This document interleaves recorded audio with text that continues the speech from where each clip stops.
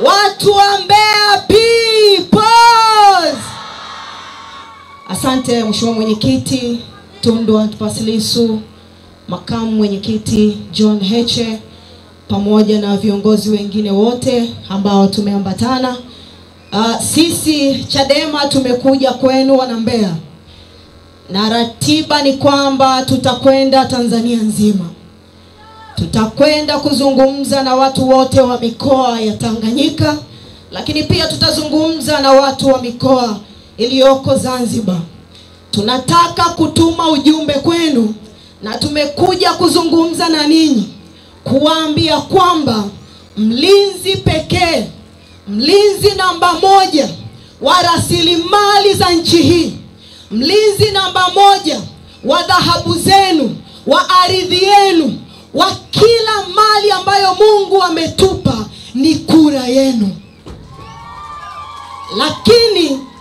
Lakini tunafahamu 2019, 2020, 2024 zimetupa uthibitisho kwamba uchaguzi wowote utakaofanyika katika nchi hii hauwezi kuwa ni uchaguzi ambao utakuwa umefanywa kwa niaba yenu, bali utakuwa ni uchaguzi ambao umefanywa kwa maslahi ya CCM na serikali yao.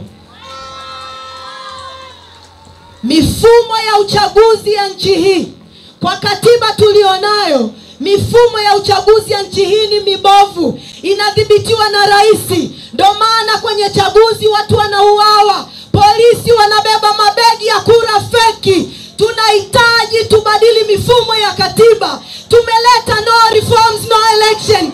Tunaomba Watanzania muiunge mkono Chadema. No reforms no election ni kwa ajili ya Watanzania, sio kwa ajili ya Chadema. Asanteni sana kwa kunisikiliza. Haya, makofi kwa mjumbe wa kamati kuu Mheshimiwa Rose. No reform